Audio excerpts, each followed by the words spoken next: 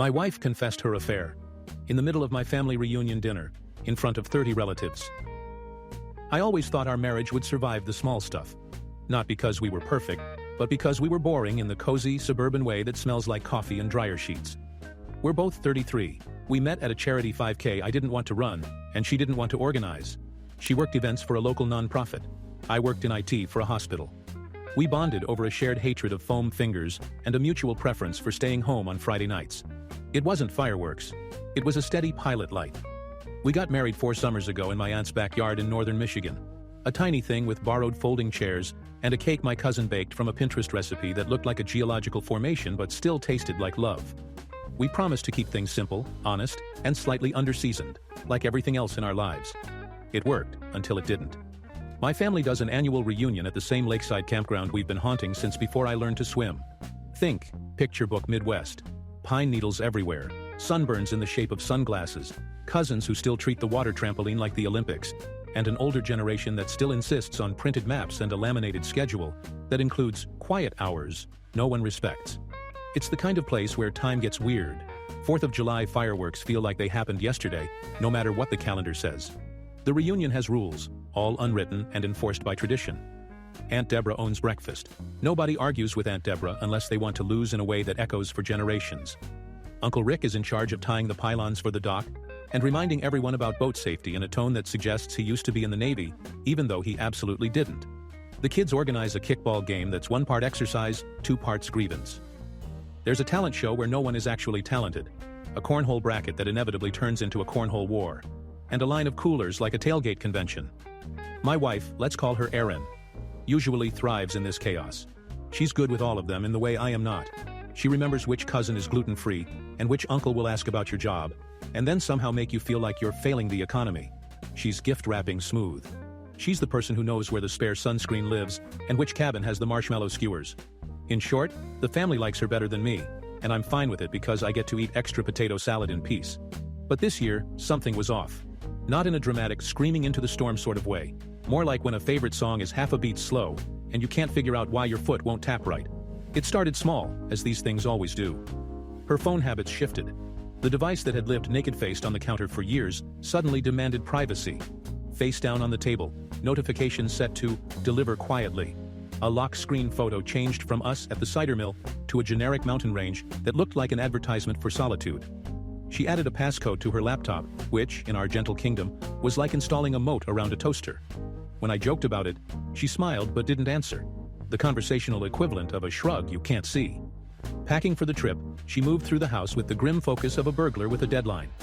She bought new swimsuits that arrived in silent brown bags that were whisked away before I could even crack a nice and get my obligatory husband points. She made lists on a yellow legal pad and then folded them into her pocket like contraband. I found her paying for gas and staring at the pump like it had just told her a secret. Meanwhile, I told myself stories. Work, stress, family hosting nerves. The fact that last year's reunion had ended with my cousin's toddler smearing an entire jar of peanut butter on the cabin couch and a screaming match about liability clauses in group chats. Plenty of reasons to be edgy. Occam's razor says, don't invent drama where fatigue will do. On the drive up to the lake, we did that married couple thing where you split the trip into cooperative rituals. She cued podcasts about crime and friendship. I managed snacks like a refueling engineer for an emotionally volatile shuttle. Her laugh was lighter than usual, like an echo of itself. She was present, but I could feel a lag, as if the version of her sitting next to me had been beamed in from a few seconds behind. When she dozed, she clutched her phone in her hand like a passport. My family chat pinged non-stop with logistics.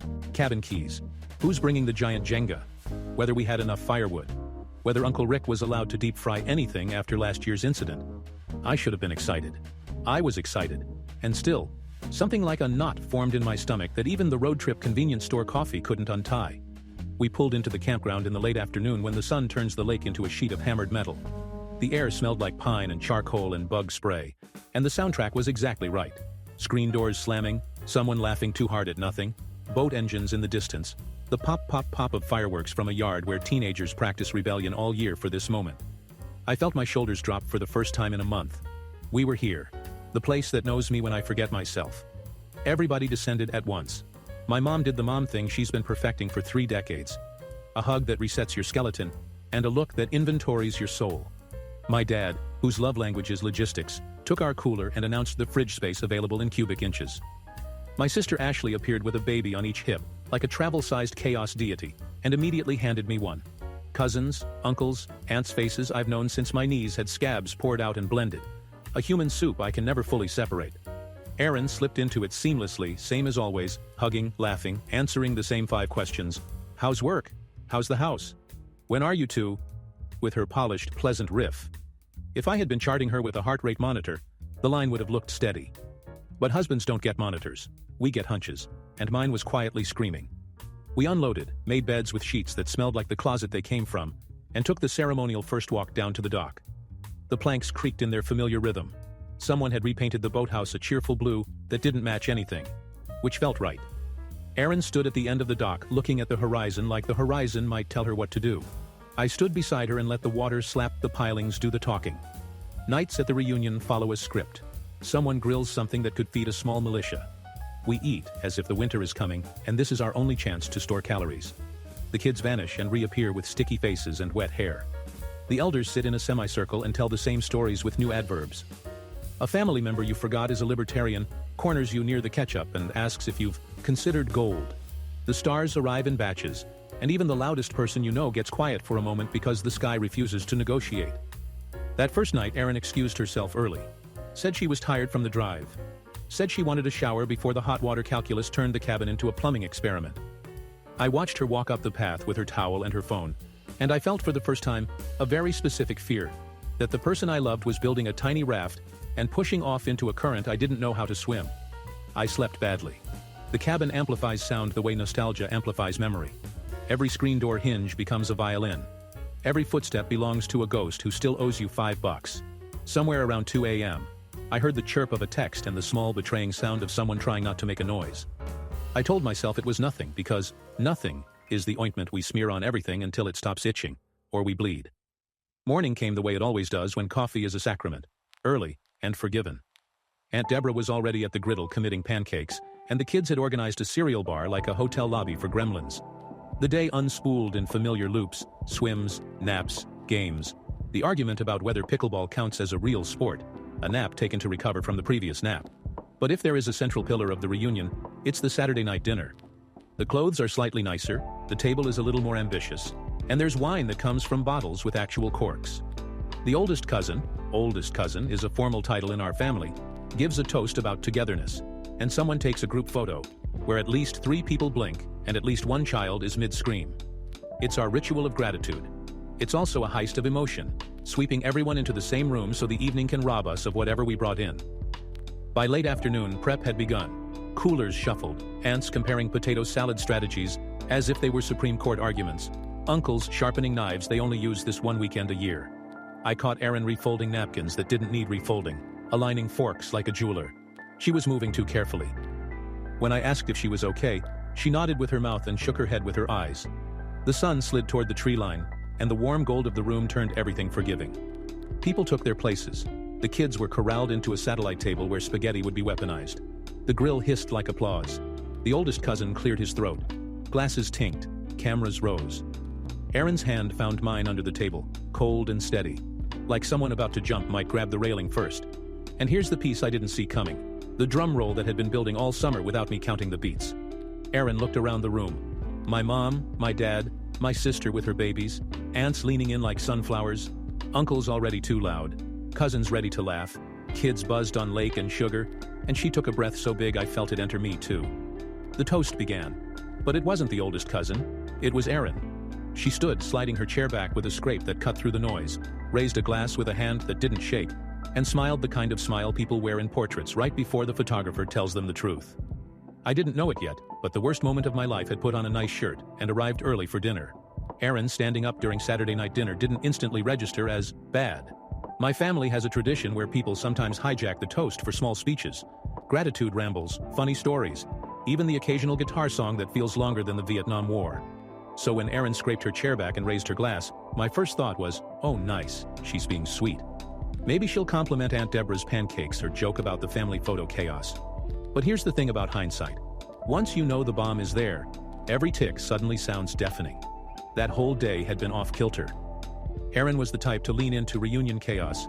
She'd usually be organizing volleyball games, teaching my cousin's kids how to braid friendship bracelets, or at least refereeing the never-ending Uno reverse card war. This year, she floated around like a ghost. She wasn't absent, not exactly, but she was orbiting us instead of in the thick of it. I noticed the phone again, of course. Always nearby, always angled away. At one point in the afternoon, I walked back to the cabin for sunscreen and caught her sitting on the porch swing, phone pressed to her ear, talking in a hushed, sharp tone. When she saw me, she jumped like I was a cop in a sting operation. Said it was just work stuff. Work stuff? On a Saturday? At a lake? During the one weekend a year my family actually synchronizes calendars? My brain wanted to interrogate it, but my stomach staged a mutiny and shoved a hot dog down my throat instead. I told myself, not today. Save the paranoia for later. My family doesn't do secrets well. We do gossip, suspicion, side eyes, whispered judgments, but actual secrets are rare. You burp wrong at dinner and 3 uncles have theories about your digestive health before dessert. So when Erin stood up, smiling too big, too polished, I swear I felt the collective air change. Like all those gossip radars pinged at once. She started with a safe script. I just want to say how grateful I am to be here with all of you. The usual warm-up. My mom dabbed her eyes. My aunt mouthed, "Oh." Even I unclenched a little, thinking maybe my nerves were just being rude. But then she kept going. And I also believe family means honesty. True honesty. Even when it's hard. That's when the first alarm bell went off in my chest. My mom tilted her head. My dad raised an eyebrow in that, sermon incoming way. My sister whispered, "What's she doing?" The kids giggled at the word hard, oblivious. Erin's voice didn't tremble. It was smooth, deliberate. She looked around the room like she was testifying in church. I've been carrying something heavy. Something that doesn't belong in shadows anymore. And I owe it to everyone here, especially to my husband, to say it now. I wanted to interrupt. My body screamed at me to interrupt. But I froze. Maybe it was denial. Maybe shock. Maybe just Midwest politeness drilled so deep, I'd let a car run me over before I'd interrupt a toast. Whatever the reason, I stayed silent. She put her glass down. She clasped her hands like she was about to pray. And then, with all the poise of a TED Talk, she said it. I've been unfaithful. I've been having an affair. The words didn't crash into the room. They slithered. They uncoiled like smoke and wrapped around every ear, every eye, every potato salad bowl. There was no sound for half a second, then everything at once. My mom gasped so loud it was basically a scream.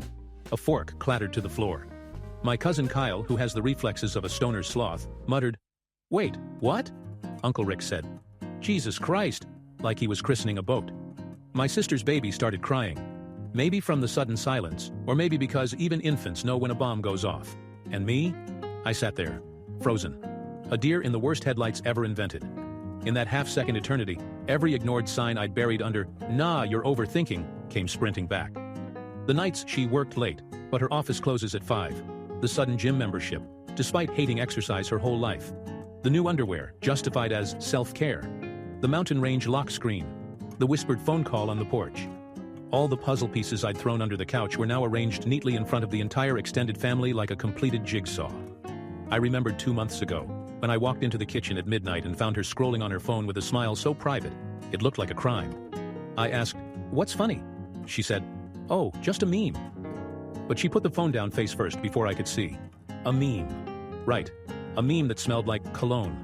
The room didn't know what to do.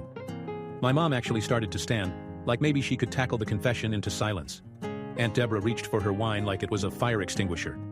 My dad muttered something about, "Not the time, Erin." But Erin wasn't looking at him. She wasn't looking at anyone but me. And here's the worst part. She looked. Relieved. Like saying it out loud, in this room, at this moment, was her finish line. She'd run the marathon of lies, and now she was collapsing across the tape.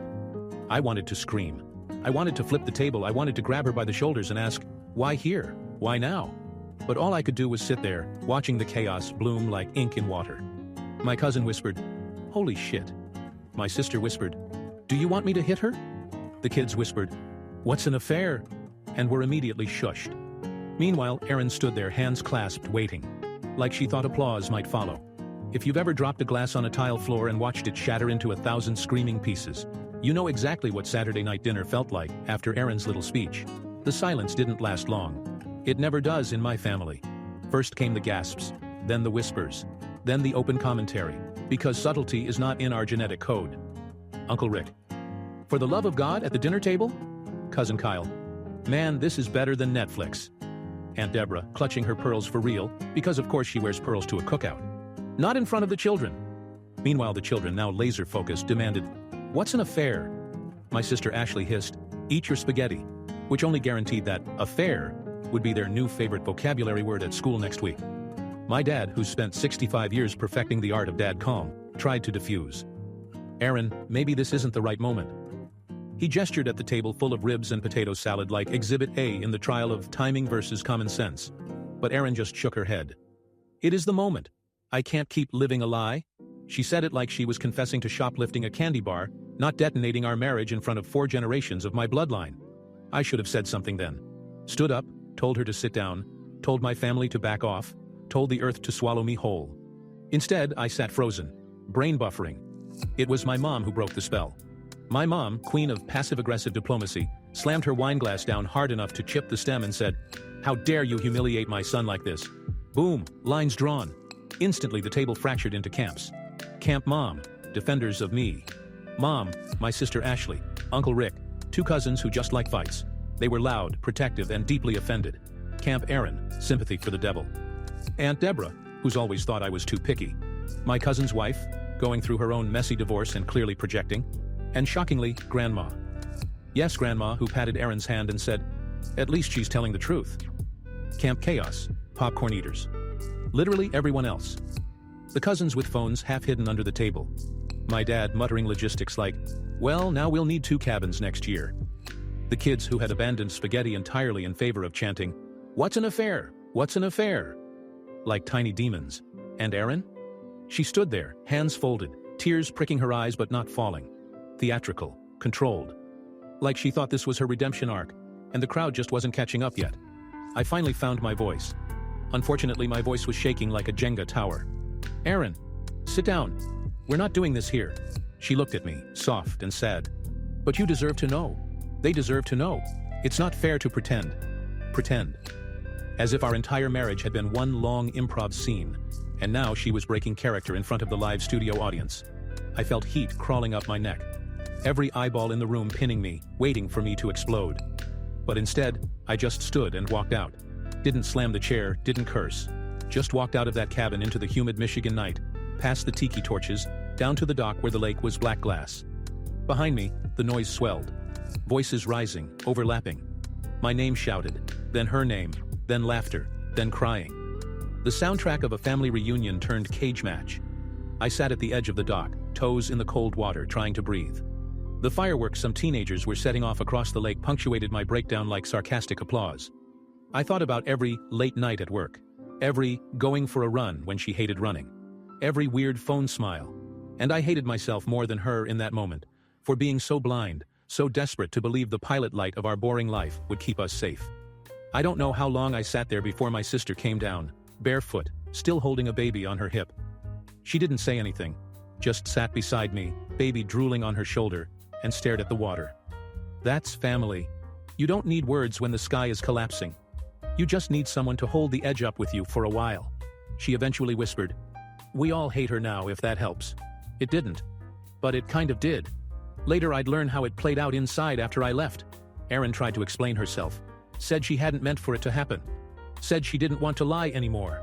Said she thought telling everyone together was the most honest path forward. My mom nearly fainted. Aunt Deborah started crying. Cousin Kyle actually clapped at one point, earning a smack from his girlfriend. The kids had to be shuttled outside to roast marshmallows early because they wouldn't stop chanting, "Affair, affair, affair," like it was a new playground game. By the time I returned, Erin was gone, back to the cabin bedroom, door shut. My family looked at me like I was a soldier coming home from a war they just watched on TV. Nobody ate dessert. That might sound minor, but in my family, skipping pie is basically a felony. The morning after the confession dinner, the campground felt different.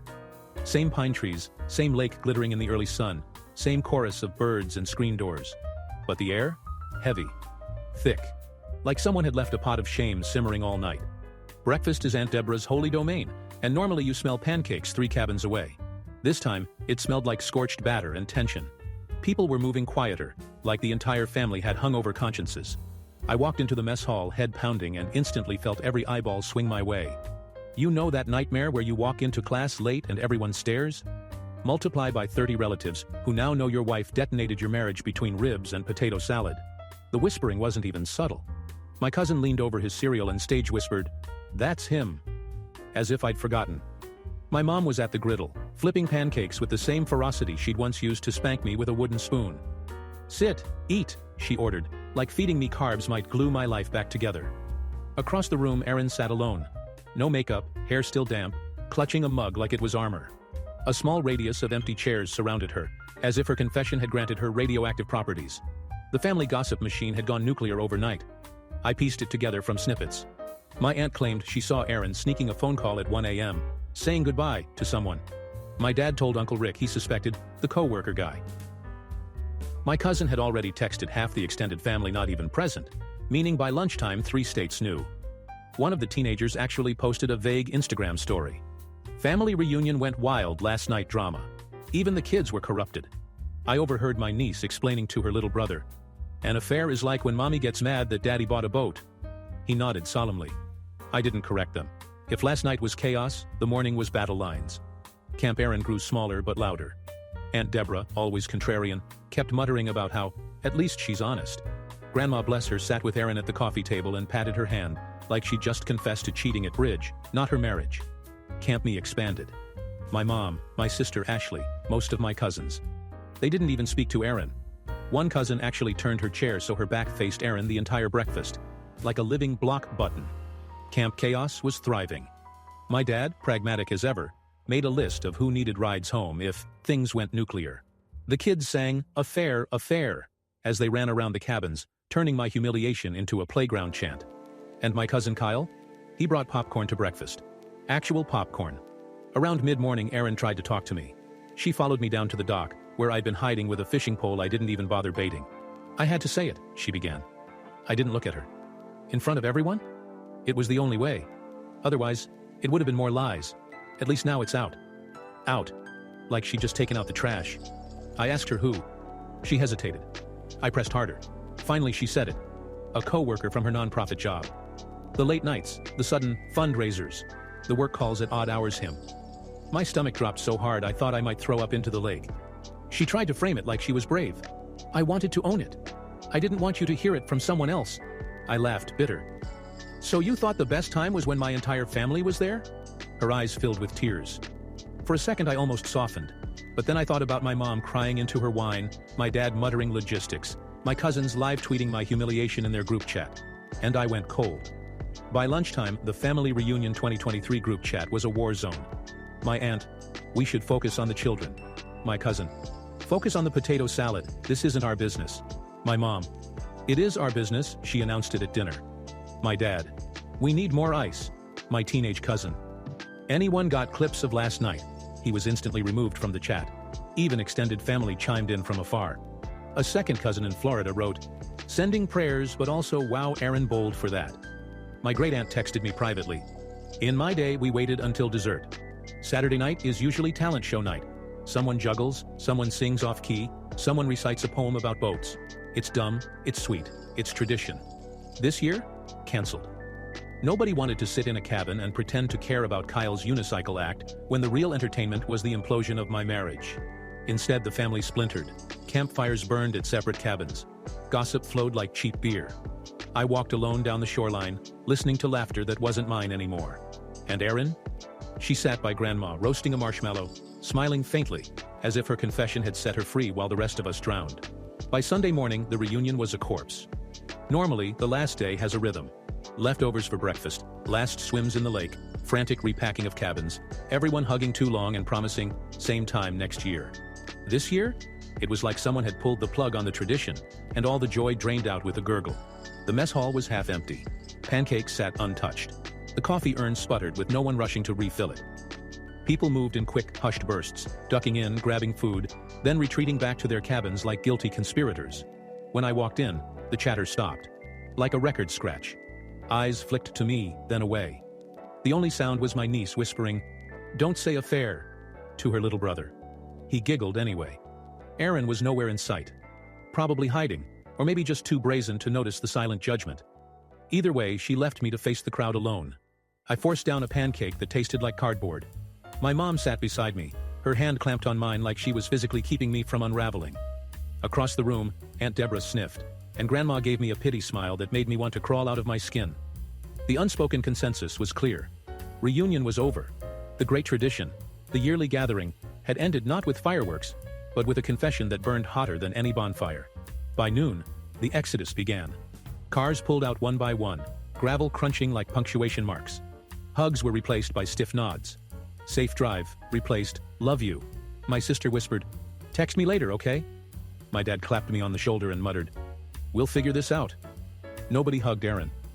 Back at the cabin, Erin was folding clothes into her suitcase with mechanical precision. No words, no eye contact. Just zippers and fabric. I stuffed my own bag in silence. Every rustle of a t-shirt felt like an argument. The air between us was suffocating. Not anger exactly. Not yet.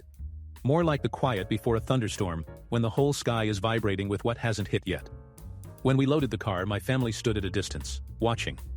They didn't interfere, but their eyes followed us like witnesses at an execution. There are few hells worse than a 6-hour car ride with someone who just detonated your marriage in front of your entire bloodline. The first hour? Silence. Not the peaceful road trip kind. The kind where the air feels poisonous, like breathing too hard might ignite something. Finally, Erin spoke. "I'm glad I told the truth." I gripped the steering wheel so hard my knuckles went white. "You humiliated me, in front of everyone I care about." Her voice was calm, almost patronizing. "It would have come out eventually, at least this way it's honest." Honest? The word stabbed. As if honesty is about when you say it, not what you've done. I asked her why she did it there. Why not at home, in private, where we could scream without an audience? Her answer? "Because I knew if I told you alone, you'd never let me tell anyone else. I needed witnesses." Witnesses? Like my family was a jury, and she was pleading her case for sympathy. I wanted to pull over and let her walk the rest of the way. Instead, I drove. Every mile marker a countdown to the life I no longer recognized. About halfway, my phone started buzzing. Family group chat, individual texts, even a couple Facebook messages from relatives I hadn't spoken to in years. Everyone had opinions. "Mom, we're here for you no matter what. Don't forgive her." "Dad, focus on logistics. Call me about separating finances." "Ashley, my sister. If you want me to key her car, say the word." Cousin Kyle. "Yo, can I tell my friends this story? It's legendary." He was blocked immediately. I put the phone face down. Couldn't deal. Erin sat beside me scrolling hers, thumbs moving fast, texting him no doubt. The thought made me want to drive into a ditch. When we finally pulled into our driveway, the house looked wrong. Too normal. The siding didn't know it was sheltering a war zone. The grass didn't know our marriage was dead. We carried bags inside in silence. She went to the bedroom. I went to the kitchen. We moved around each other like strangers in an airport. No eye contact, no acknowledgement, just two bodies forced into the same space. I opened the fridge, stared at the leftover takeout and thought, how do you eat when your whole life has collapsed? If the reunion was the explosion, the week after was the fallout cloud. I didn't leave her immediately. I wish I could say I did, that I stormed into the house, packed my stuff and slammed the door like a man with dignity. But real life isn't cinematic. Real life is awkward silences, shared bills, and the unbearable weight of not knowing what to do next. The first few days we orbited each other like angry planets. Mornings were the worst. We'd bump into each other in the kitchen, both reaching for coffee, both pretending the other wasn't there. She'd stand at the counter scrolling her phone, and I'd imagine every text was him. She'd sigh, and I'd want to scream. Meals were a joke. We cooked separately. I ate microwaved burritos and chips standing over the sink. She made healthy bowls with quinoa and avocado, clattering dishes like percussion to drown out the silence. We didn't speak. Not even pass the salt. Just clanging and chewing and hatred simmering under every bite. At night she slept in the guest room. I stayed in our bed staring at the ceiling, every creak of the house sounding like betrayal. I'd hear her phone buzzing through the wall. Sometimes she'd laugh softly and it cut me like a blade. If I thought the drama would stay contained to the reunion, I was delusional. My family doesn't do contained. They do wildfire. By Tuesday my cousin had posted a vague Facebook status. Some people think reunions are about honesty. Guess that depends who you ask, Messy. Within hours, relatives from 3 states were commenting, speculating, and DMing me condolences like I'd died. Even my co-workers found out. One morning my buddy Dan from IT cornered me by the coffee machine. "Dude, your cousin's TikTok is blowing up. Is that about your wife?" TikTok. Jesus Christ. Apparently my teenage cousin had made a cryptic family drama video with text like, When your aunt confesses her affair during dinner, over a trending sound. It had 40,000 views by the time I saw it. The comments were full of strangers debating my humiliation like it was a soap opera. I wanted to crawl into the server room and never come out. By midweek, silence wasn't enough. The dam cracked. One night, after yet another microwaved burrito, I finally snapped, "Do you even realize what you've done to me?" She looked up from her quinoa bowl, annoyed. "I told the truth. That's better than lying forever." I laughed bitterly. "Better? You told the truth in front of my parents, my entire family. Do you have any idea how humiliating that was?" She crossed her arms. "Humiliating for you? At least you didn't have to live with the guilt." The rage that shot through me could have powered the grid. "The guilt of cheating? You mean the thing you chose to do?" Her face hardened. "I didn't choose to fall in love with him." That line was the bullet. Because up until then, I told myself maybe it was just sex, a stupid mistake. But fall in love? That was a dagger with no exit wound. I stormed out, slamming the door so hard a picture fell off the wall. Sat in my car in the driveway, gripping the steering wheel, trying not to cry where the neighbors could see. Every day, new texts. "Mom, come stay with us. You don't have to live with her." Ashley, "Seriously, I'll egg her car. Just give me the green light." Dad, "Call a lawyer before she does." Even Grandma texted, "You deserve better. Also, I made soup. Come get some." The family divided into two camps online too. Most were with me. A few, shockingly still, defended Erin. "At least she's honest," became the rallying cry of the contrarians. As if honesty cancels out betrayal. By Friday I knew I couldn't keep living in that house. The tension was poison. The silence, the arguments, the constant suspicion every time her phone lit up, it was eating me alive. That night I told her, "I want a divorce." She didn't cry. She didn't beg. She just said, "I figured." Like it was inevitable. Like she'd been waiting for me to catch up. I packed a bag, just the essentials. Jeans, t-shirts, toothbrush. Left the rest. Slept on my parents' couch that night. My mom cried. My dad poured whiskey. My sister made dark jokes until I actually laughed for the first time in days. And just like that, the marriage was over. Not legally, not yet.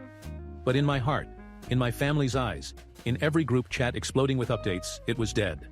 Filing for divorce was less like ripping off a Band-Aid, and more like peeling duct tape off your skin 1 millimeter at a time. Every step had paperwork, fees, signatures, deadlines, phone calls. Nothing clean, nothing quick.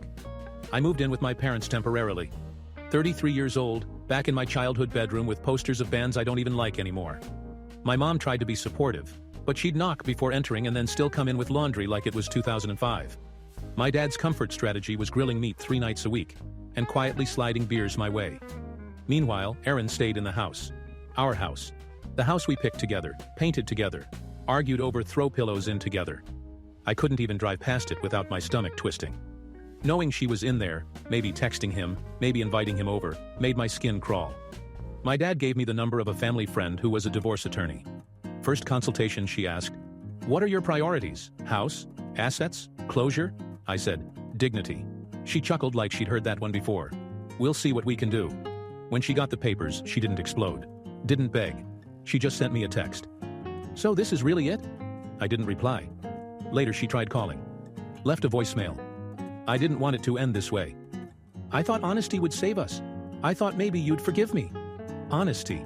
She kept using that word like it was a get-out-of-jail-free card. Like the act of confessing erased the betrayal itself. My family, though, they were not subtle. My mom unfriended Erin on Facebook within 24 hours. My sister posted a cryptic status. "Cheaters don't get second chances." Aunt Deborah, still Team Erin unbelievably, wrote in the family chat, "We should all remember that marriage is complex," which set off a 30-message thread where my mom typed in all caps, until Deborah left the group. Thanksgiving plans became a whole new battlefield. "Do we invite Erin?" My mom. "Over my dead body." Aunt Deborah. "She's still family." Me. "She's not." That was the end of that debate. The story didn't stay in the family. Thanks to TikTok cousin, half my friend group knew. One coworker straight up asked at lunch, "So your wife really dropped the A-bomb at dinner?" I wanted to sink under the table. Even strangers got wind. At the grocery store, a woman I barely knew from the gym whispered, "Heard what happened. You're strong." Strong? I was buying frozen pizza and antacids at 11 p.m. The worst was the DMs. People I hadn't talked to in years slid into my inbox. "Sorry bro, that's rough. Wanna grab a beer? You're better off. She wasn't that pretty anyway. Thanks." And one from a mutual friend of Erin's. You should hear her side. She's hurting too. Her side. As if the fact that she humiliated me in front of 3 generations wasn't enough context. My mom insisted I see a therapist. At first I resisted. I don't need a stranger to tell me my wife sucks. But eventually I went. The therapist listened, nodded, said, "It sounds like she chose the worst possible venue to confess." I laughed for the first time in weeks. You think? Therapy didn't fix everything, but it gave me a place to scream without breaking glassware. Word spread fast that Erin was persona non grata. Invitations stopped. Family unfollowed her. Even Grandma, who had patted her hand at the table, sent me a text. "I've decided I don't like her anymore." That's the nuclear option in Grandma language. Apparently Erin tried reaching out to Ashley, my sister. Said she missed the kids. Ashley replied, "You should have thought about that before you dropped your affair bomb during spaghetti." Cold, effective. Oh, and him, the co-worker? He was married too. His wife found out after the reunion incident went semi-viral on social media. I heard through the grapevine she threw his clothes on the lawn and filed for divorce herself. One family dinner blew up 2 marriages. Efficient, if nothing else. By the end of the first week I realized something important. It wasn't just the cheating. It was the way she told me. Publicly. Performatively. Like she wanted witnesses. Like she wanted to script her own redemption arc, at the cost of my humiliation. That's what killed it for me. Not just the affair, but the audience. Divorce court is not dramatic like TV. It's fluorescent lighting, bad coffee, and strangers fighting over dogs and patio furniture. My case was no different. Erin and I sat at opposite tables like contestants in a game show where the prize was, who gets stuck with the mortgage? The judge, exhausted, flipped through paperwork while a clerk mispronounced our names. We weren't rich, so it came down to house, car, and savings. Erin wanted to keep the house. I wanted her out of my life. My lawyer whispered, "We'll push for buyout." The mediation was brutal. Erin tried to paint herself as the brave truth teller, the one who chose honesty. My lawyer sliced that to ribbons. Honesty isn't waiting until you've been caught by your conscience. Honesty is not cheating in the first place. Erin flinched. The affair partner? He didn't show up, obviously, but his name hung in the air like a fart no one wanted to claim. The judge even asked dryly, "So this affair is what ended things?" I wanted to scream, "No, Judge. What ended things was her turning my family reunion into a confessional episode of Oprah." In the end, we split assets. I gave up the house, too many ghosts in the drywall, but kept my retirement savings. Erin kept her car. I kept my dignity barely. The months after were strange. I moved into a small apartment downtown. IKEA furniture, thrifted couch, walls bare except for a clock that ticked too loud. At first, it felt like exile. Then, slowly, it felt like freedom. No more hushed phone calls. No more quinoa clattering. Just me and silence I could trust. Family became my scaffolding. Mom fed me constantly. Dad helped me haul furniture. Ashley made jokes so sharp they could cut diamonds. Cousins texted memes about raccoons and spaghetti to cheer me up. Even Grandma checked in, dropping off soup like it was divine penicillin. The reunion? It became legend. A story told at every gathering. Remember when Erin stood up at dinner? Everyone groans, laughs, shakes their heads. It's the new family folklore, right up there with Uncle Rick's deep fryer explosion and Kyle's infamous drunk canoe incident. At work, the gossip eventually faded. The TikTok died down. But sometimes in the break room, someone would smirk and say, "At least your weekend wasn't that bad." Dating again was awkward. Every first date I carried this huge radioactive backstory. "So what's your worst breakup?" Me. "Well, my wife confessed her affair in front of 30 relatives over ribs. Hard to top that. It's been 2 years since the confession dinner. The divorce is finalized. Erin moved out of state last I heard. Maybe she's still with him, maybe not. I don't care anymore. The family reunion lives on. We still gather every summer. Same lake, same cabins, same pancakes. But now it's a little different. Whenever someone stands up to give a toast, all eyes dart nervously, half expecting another bombshell. It's become a running joke. Don't pull an Erin. And me? I'm still here. A little older, a lot more cynical, but somehow lighter. I survived public humiliation, TikTok gossip, and the worst car ride of my life. I've learned that timing matters. Honesty matters too. But timing? Timing can destroy you. My wife's affair didn't just end our marriage, it rewrote my family history. That reunion will never be remembered for the cornhole bracket or the fireworks. It'll always be the year Erin confessed, and maybe that's okay. Families need stories, and I apparently provided one hell of a story.